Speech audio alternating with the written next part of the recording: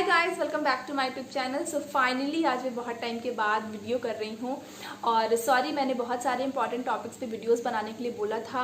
मैंने टॉपिक्स पे वीडियोस नहीं बना पाई और जब अलॉटमेंट आया तब भी मैं वीडियोस नहीं बना पाई। तो जिनको भी अलॉटमेंट में कॉलेजेस अलॉट हो गई उनको बहुत सारा कॉन्ग्रेचुलेशंस, और जिनको कॉलेज अलॉट नहीं हुई है उनके लिए ऑफलाइन काउंसलिंग का अभी भी ऑप्शन है। मैंने पहले भी बताया था कि ऑनलाइन काउंसलिंग डीएमई की वेबसाइट पे सेकेंड राउंड में नहीं होती है, सेकेंड राउंड में ऑफलाइन काउंसलिंग होती है। तो वो मैं आपको बताती हूँ। आप में से बहुत सारे लोग यही सवाल कर रहे थे कि ऑफलाइन काउंसलिंग के बारे में बता दें। मैंने जो पोल डाला था उसमें मैक्सिमम लोगों ने यही वोट किया था कि हमें ऑफलाइन काउंसलिंग के बारे में जानना है।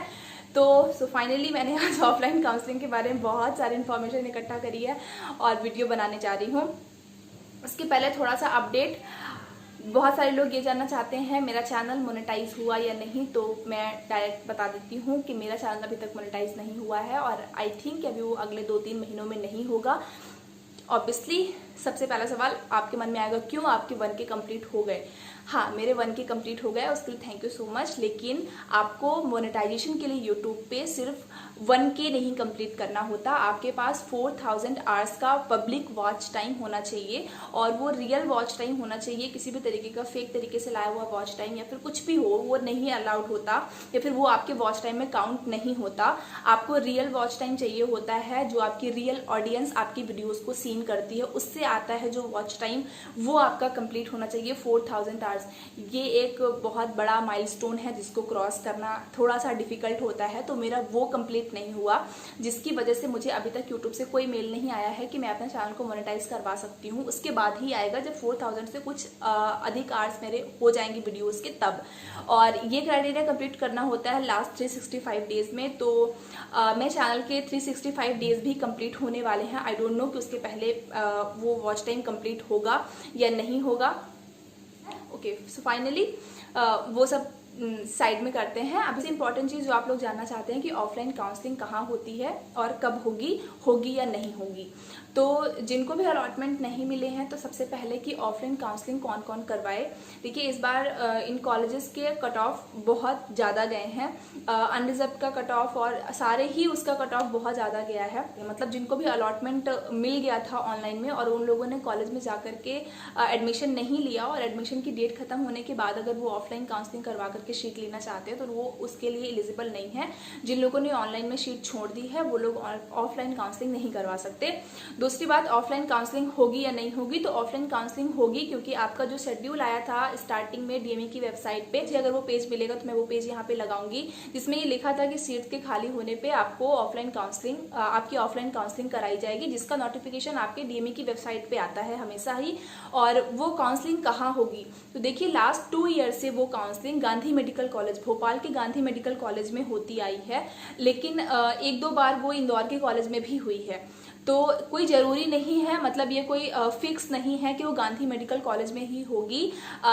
मैक्सिमम चांसेस हैं कि गांधी मेडिकल कॉलेज में होगी, लेकिन आपको कंफर्म तभी होगा जब आपके पास नोटिफिकेशन आएगा डीएमई की वेबसाइट पे। उस पर लिखा हुआ होगा कि आपकी काउंसलिंग इस कॉलेज में इस डेट पे कराई जाएगी।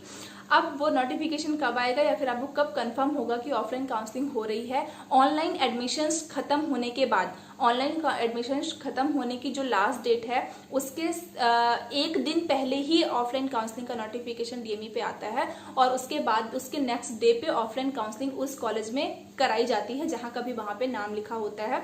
लास्ट 2 ईयर से गांधी मेडिकल कॉलेज में हो रही थी, उसके लास्ट ईयर पे इंदौर में हुई थी। तो इसलिए आपको कंफर्म तभी होगा कि वो कहाँ होगी। दूसरी चीज, अब कैसे होगी? आपको जो भी कैंडिडेट है जिसको भी एडमिशन लेना है उसको भी उस कॉलेज में जाना होगा और वहां पे आपको सारे अपने डॉक्यूमेंट्स लेके जाने होते हैं। मैंने पहले भी सारी वीडियोस में बताया है कि जो प्रोसीजर ऑनलाइन काउंसलिंग के लिए आपको फॉलो करना होता है, ऑफलाइन काउंसलिंग में भी वही सारे डॉक्यूमेंट्स आपको लगाने होते हैं, कोई अलग से डॉक्यूमेंट्स नहीं लगते हैं। पूछ रहे थे कि ऑफलाइन काउंसलिंग में कौन सी कैटेगरी के बच्चे मतलब कौन सी कैटेगरी के बच्चों को सीट मिलने की ज्यादा चांसेस हैं। तो देखिए, ऑफलाइन काउंसलिंग की सारी सीटें अनरिजर्व्ड होती हैं। वहां पे किसी भी कैटेगरी को कोई भी रिजर्वेशन नहीं मिलता, सारी ही सीटें अनरिजर्व्ड हो जाती हैं। वहां पे आपका सिलेक्शन सिर्फ मार्क्स के बेसिस पे होता है। और डीएमई की वेबसाइट पे ऑफलाइन काउंसलिंग का नोटिफिकेशन आने के बाद जो लोग को ऑनलाइन काउंसलिंग में कॉलेज अलॉट हो गई हैं उन लोगों के नाम के अलावा जिनको जिनको कॉलेज अलॉट नहीं हुई है या फिर जो लोग ऑफलाइन काउंसलिंग करवा सकते हैं, उनकी एक लिस्ट आती है। आपके पास आपका वो लिस्ट का प्रिंट आउट होना चाहिए। उसमें आपकी जो रैंकिंग है, मान लीजिए आपका रैंक, मान लीजिए आपके मार्क्स 67 है और आपका उसमें नंबर 51 है, काउंसलिंग होती है। तो अगर आपके 67 मार्क्स हैं और आपका नंबर 51 है, लेकिन आपके आगे के नंबर वाले स्टूडेंट्स वहां पे अवेलेबल नहीं है, तो आपका नंबर, मान लीजिए कि बहुत सारे स्टूडेंट्स अवेलेबल नहीं है, तो आपका नंबर 36 आ गया, और तो हो सकता है कि वो सीट आपको मिल जाए। तो मतलब वहां पे काउंसलिंग ऐसे होती है कि नंबर की उससे होती है, लेकिन चूंकि जरूरी नहीं होता कि हर कोई ऑफलाइन काउंसलिंग के लिए जाए और हर स्टूडेंट वहां पे अवेलेबल हो, तो इसलिए कई बार ऐसे होते हैं कि ज्यादा नंबर वाले स्टूडेंट सिर्फ वहां पे अवेलेबल ना होने के कारण या फिर कुछ चीजें के उनको एलिजिबल नहीं हो वो काउंसलिंग कराने के लिए, और वो सीट आपको मिल जाए। एक बात कि अभी भी मुझे कमेंट करके बहुत सारे बच्चे पूछ रहे हैं, मैंने वीडियो बनाई थी, एक अलग से वीडियो बनाई थी जब मुझे ये पता चला था कि आप अगर ऑनलाइन रजिस्ट्रेशन नहीं करवाते हैं तो आप ऑफलाइन काउंसलिंग नहीं करवा सकते हैं।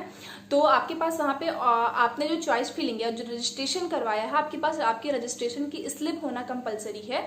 अगर आपके पास आपके रजिस्ट्रेशन की स्लिप नहीं है तो भी आप वहां पे काउंसलिंग कराने के लिए वो अनएलिजिबल करके वहां से आपको सीट अलॉट नहीं की जाती है। जो लोग मुझसे ये पूछ रहे थे कि हमने रजिस्ट्रेशन नहीं करवाया है ऑनलाइन में, तो क्या हम ऑफलाइन काउंसलिंग करवा सकते हैं? तो नहीं, अगर आपने रजिस्ट्रेशन नहीं करवाया, आपके पास रजिस्ट्रेशन स्लिप नहीं है, तो आप ये ऑफलाइन काउंसलिंग नहीं करवा सकते। अब सबसे बड़ा सवाल कि ऑफलाइन काउंसलिंग का प्रोसीजर कैसे होता है, मतलब आपको सीट्स कैसे मिलती हैं या फिर मतलब वहाँ की थोड़ी बहुत चीजें कैसी होती हैं। तो देखिए, जब आप लोग वहां पे जाते हैं तो वहां का एक ऑफलाइन काउंसलिंग का स्ट्रक्चर ऐसा होता है कि जितने भी 6 कॉलेजेस हैं, डीएमई के मेडिकल कॉलेजेस हैं, वहां के हर कॉलेज की ब्रांच होती है, अलग अलग ब्रांच बनाई जाती है। हर कॉलेज के टीचर्स या फिर हर कॉलेज का पैनल वहां पे जाता है, और जब आपके नंबर जब आप इंटर करते हैं वहां पे, तो आपको कोई भी फॉर्म नहीं फिल करना होता है ऑफलाइन काउंसलिंग के लिए। जैसे आपसे पूछते हैं जब आप इंटर करते हो रूम के अंदर, तो आपसे पूछते हैं कि आपको कौन सा कॉलेज चाहिए, और अगर उस कॉलेज में सीट्स अवेलेबल है, मतलब वो कॉलेज की सीट्स क्लोज नहीं हुई है, तो उस कॉलेज के ब्रांच पे भेज देते हैं। वहां पे आपके सारे डॉक्यूमेंट का वेरिफिकेशन होता है, वो आपकी सारी फोटोकॉपीज रखते हैं, आपकी पासपोर्ट साइज की फोटो लेते हैं, सब कुछ होता है। फिर वहां से आपको आपका जो कॉलेज आपको अलॉट हुआ है वहां भेज दिया जाता है। तो ऐसे होता है वहां पे कि हर कॉलेज का अलग अलग होता है। आप जब इंटर करते हो तब आपको बताना होता है कि आपको कौन सी कॉलेज चाहिए। अगर उस कॉलेज में सीट है तो आपको वो कॉलेज के पास भेज करके वहां की सीट आपको मिल जाती है। आपने जो कॉलेज का नाम लिया है या फिर जिस कॉलेज में आप एडमिशन चाहते हैं उस कॉलेज की सीट्स क्लोज हैं, तो वो लिस्ट से उस कॉलेज को ही हटा देते हैं, क्योंकि उन कॉलेज की सीट्स तो क्लोज हो चुकी हैं। तो आपके पास फिर जो अदर कॉलेजेस बचते हैं, आपको उनमें से चूज करना होता है कि आप कौन से कॉलेज में जाना चाहते हैं। तो मतलब वहां पे आपको चॉइस फिलिंग के लिए कोई अलग से फॉर्म नहीं फिल करना होता, आपको वहां पे बस बताना होता है। जब आप रूम के अंदर एंटर करते हो तभी आपसे वो पूछते हैं कि आपको एडमिशन कहाँ लेना है, और अगर वहां पे सीट्स हैं तो वहां की सीट आपको मिल जाती है। वहां पे आपको जिस भी कॉलेज में सीट अलॉट हो जाती है, उसके बाद वहां से आने के बाद आपको कॉलेज में आपके सारे ओरिजिनल डॉक्यूमेंट सबमिट करने होते हैं, यहाँ पे आपका वेरिफिकेशन होता है। फिर यहाँ आके आपको फीस सबमिट करनी होती है। बहुत सारे लोग पूछ रहे थे कि ऑफलाइन काउंसलिंग में क्या आपको फीस तुरंत वहां पे सबमिट करनी होती है। तो ऑफलाइन काउंसलिंग में आपको वहां पे सीट नहीं देनी, वहां पे फीस आपको नहीं पे करनी होती। आपका जो कॉलेज अलॉट हुआ है, फीस आपको उसी कॉलेज के नाम से उस जगह पे आकर ही, मतलब उस कॉलेज में आकर के ही आपकी डीडी बनती है और वहां ही आपको सबमिट करना होता है। जब आपको ऑफलाइन काउंसलिंग का जो पैनल आपको कॉलेज अलॉट करता है, उनको फीस नहीं पे करनी होती है। लास्ट ईयर मेरे भी बहुत सारे फ्रेंड्स ने ऑफलाइन काउंसलिंग कराई थी। ऑब्वियसली उनको सीट्स अलॉट, बहुत सारे लोगों को सीट्स अलॉट नहीं हुई थी क्योंकि उनके मार्क्स काफ़ी कम थे, लेकिन उनको भी ये बोला गया था कि आपकी फीस वहाँ पे तुरंत सबमिट करवा लेते हैं। लेकिन किसी भी कॉलेज में तुरंत फीस सबमिट नहीं हुई थी। पहले ये काफ़ी सारी अफवाहें होती हैं कि फीस तुरंत सबमिट होगी तभी सीट मिलेगी, लेकिन ऐसा नहीं होता है, क्योंकि जब तक आपको पता नहीं है कि आपको कौन सी कॉलेज मिलेगी तो आप उस कॉलेज के नाम की डीडी कैसे बनवाओगे। तो वो तो अलॉटमेंट के बाद ही होगा, और वो डीडी आपको कॉलेज में ही सबमिट करनी होती है। तो आई होप गाइस कि आपको ऑफलाइन काउंसलिंग के बारे में थोड़ी बहुत नॉलेज मिल गई होगी या फिर समझ आ गया होगा। अभी भी नहीं आया है तो मैं आपको अपने इंस्टाग्राम की आईडी यहाँ पे बता रही हूँ। अगर आपको अभी भी कुछ भी कंफ्यूजन है, आप कुछ भी जानना चाहते हैं, तो मैं यूट्यूब पे अभी उतनी एक्टिव नहीं हो पा रही हूँ क्योंकि मैं हॉस्टल में हूँ और यहाँ पे हमारी ड्यूटी भी है और हमारे एग्जाम्स भी होने वाले हैं, तो मैं वीडियोज उतने नहीं कर पाती। लेकिन जब तक आपके एडमिशन हो रहे हैं तो उसके लिए मैं आपको अपने इंस्टाग्राम की आईडी दे रही हूँ यहाँ पे, तो आप मुझे इंस्टाग्राम पे फॉलो कर सकते हैं, वहाँ पे आप मुझसे पर्सनली मैसेज करके चीज़ें पूछ सकते हैं। मैं आपको ट्राई करूँगी कि मैं वहाँ पे एक्टिव रह करके आपको रिप्लाई कर पाऊँ। I hope guys you like this video, और अगर वीडियो अच्छी लगी होगी तो वीडियो को लाइक कर देना, नहीं अच्छी लगी होगी तो अनलाइक कर देना। Thanks for watching, we will meet you in next video. Bye guys.